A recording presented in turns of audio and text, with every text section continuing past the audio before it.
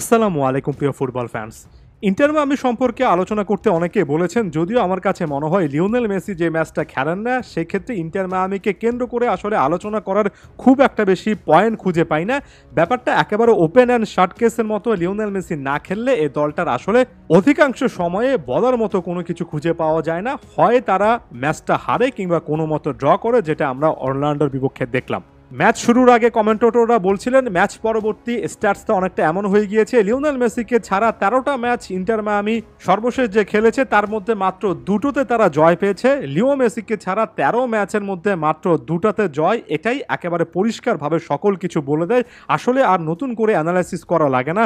Lionel Messi না থাকলে এ দলটার মিডফিল্ড, ফাইনাল থার্ডে অ্যাক্টিভিটি, এমনকি ডিফেন্সও একটা নেগেটিভ ইম্প্যাক্ট পড়ে, এবং এটা এতটাই বড় একটা ইম্প্যাক্ট, এতটাই স্পষ্ট যে আপনি যদি die hard Leo Messi hater না হন তাহলে এটা আসলে অস্বীকার করার কোনো কারণ নেই। ইন্টার মায়ামিতে লিওনেল মেসি খেলার মূল প্রাণ। মেসি না থাকলে ম্যাক্সিমাম টাইমে মায়ামিকে খুঁজেও পাওয়া যায় না।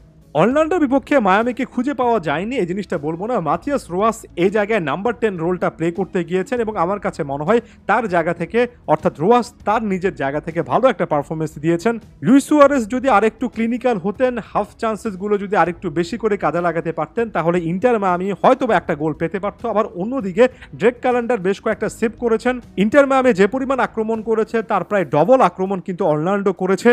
এমনকি এই জিনিসটা স্পষ্ট দেখলাম যে লিওনেল মেসি অনুপস্থিতিতে ইন্টার মায়ামি সেভাবে আসলে প্রতিপক্ষের ডিফেন্স লাইন বারবার ভাঙতে পারেনি, যেটা লিওনেল মেসি থাকলে তারা অনায়াসে করতে পারে। তাই এই ড্রটাও ইন্টার মায়ামির জন্য একেবারে খারাপ কোনো রেজাল্ট নয়। পয়েন্ট টেবিলে একটা ম্যাচ বেশি খেলে এখনো নাম্বার 1 পজিশনে তারা আছে। তবে সামনে জিনিসটা মনে রাখবেন, কোপা আমেরিকার কারণে অনেক ম্যাচে লিওনেল মেসি আনঅ্যাভেলেবল থাকবেন।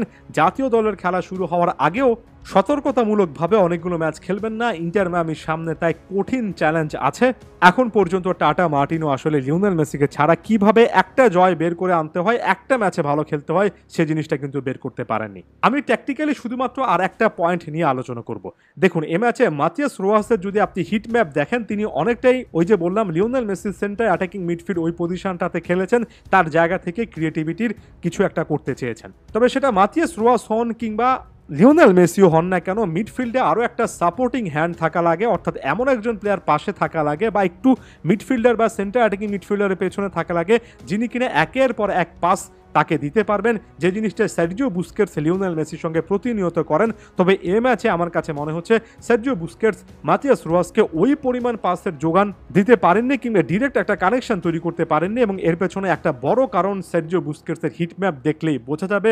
বুস্কেটসের হিটম্যাপটা যদি দেখেন, বুস্কেটস সাধারণত ডিফেন্সিভ মিডফিল্ডার হিসেবে ডিফেন্সে অনেক ব্যস্ত থাকেন, তবে লিওনেল মেসি যখন মাঠে নামেন তখন প্রতিপক্ষ প্লেয়াররা লিওনেল মেসিকে আটকাতে যে পরিমাণ এফোর্ট এবং যে পরিমাণ আসলে প্লেয়ার নিয়োগ করে, যে সার্জিও বুস্কেটস অনেক সময় ফ্রি একটা স্পেস পান, একটু উপরে উঠে এসে খেলতে পারেন, ডিপ লাইং প্লে মেকিং করতে পারেন, এবং সার্জিও বুস্কেটসের সঙ্গে মেসির অনেক সময় লিঙ্ক আপ করতে দেখা যায়। তবে এখানে সার্জিও বুস্কেটসের হিটম্যাপ দেখলে বোঝা যায় তিনি নিজের ডি বক্সের বাইরে এত বেশি করে বিজি ছিলেন যে তার এই হিটম্যাপের রেড একটা জোন যেমন মিডফিল্ডে আছে, তার চেয়ে বড় একটা জোন আসলে নিজের ডিফেন্সিভ হাফে ডি বক্সের বাইরের দিকে আছে। অর্থাৎ সার্জিও বুস্কেটসকে বারবার করে ব্যাকট্র্যাক করতে হয়েছে, বারবার পেছনে ফিরতে হয়েছে, যাতে করে প্রতিপক্ষের আক্রমণগুলো ভালোভাবে সামলানো যায়। এবং মিডফিল্ডে সার্জিও বুস্কেটসের পাশে যারা খেলেছেন যেমন হুলিয়ান গ্রেসেল, ক্রিয়েটিভিটির জায়গা থেকে একেবারে ভালো কোনো নাম নয়। বেঞ্জামিন ক্রেমাস্কিও কিন্তু এখনো থিতি হতে পারেননি। জর্ডি আলভাও কিন্তু ইনজুরি থেকে মাত্র ফিরলেন।